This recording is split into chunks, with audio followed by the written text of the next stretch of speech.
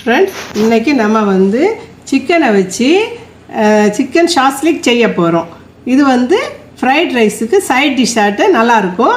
இது chilli chicken மாதிரியே லிக்விடாக இருக்கும். இது செய்யறதுக்கு ஈஸி தான். இதுக்கு நான் ஒரு போன்லெஸ் சிக்கன் எடுத்துருக்கிறேன். அதில் செஸ்ட் பீஸ் எடுத்து ஸ்கொயர் ஸ்கொயராக கட் பண்ணி வச்சுருக்கிறேன். ஒரு கேப்சிகம் கட் பண்ணி வச்சுருக்கேன்.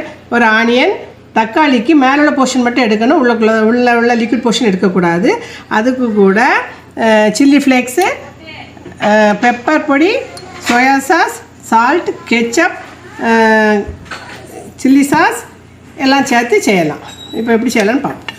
இப்போ முதல்ல நம்ம கட் பண்ணி வச்சுருக்க சிக்கனை ஒரு பவுலில் சேர்ப்போம். இதை மேரினேட் பண்ணணும். இதுக்கு தேவையான உப்பு கொஞ்சம், பெப்பர் பொடி, சில்லி ஃப்ளேக்ஸ், கொஞ்சம் சோயா சாஸ் போட்டு ஒரு ஸ்பூன் ஜிஞ்சர் கார்லிக் பேஸ்ட்டும் போட்டு அரை மணிக்கூர் மேரினேட் பண்ணி வைக்கணும். இப்போது நம்ம இந்த சிக்கனை அரை மணிக்கூர் மேரினேட் பண்ணி எடுத்தாச்சு. இப்போ எப்படி செய்யலான்னு பார்ப்போம். சிக்கன் ஷாஸ்லிக் செய்யறதுக்கு ஒரு பேன் வச்சு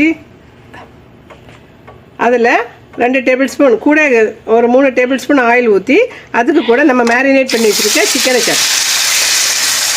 ஆயிலே சிக்கன் வேகணும்.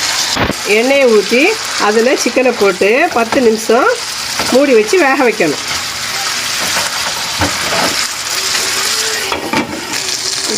இப்போ சிக்கன் வந்து ரெடி ஆகிடுச்சு. இது கூட நம்ம கட் பண்ணிக்கிட்டு வெஜிடபிள்ஸ்லாம் சேர்க்கலாம்.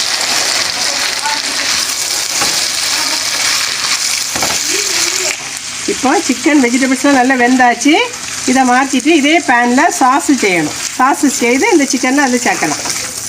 அதில் நம்ம சாஸ் செய்ய போகிறோம். அதில் ஜிஞ்சர் கார்லிக் பேஸ்ட்டு பொடியாக வெட்டி வச்சதை போட்டு சாட்டை பண்ணி வெந்ததும் அதில் நம்ம எல்லா சாஸையும் சேர்க்கணும். Tomato sauce, soya sauce,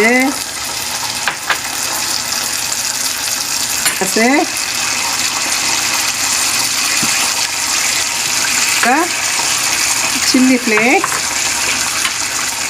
pepper, இது சால்ட்டையும் போட்டு நல்லா மிக்ஸ் பண்ணணும்.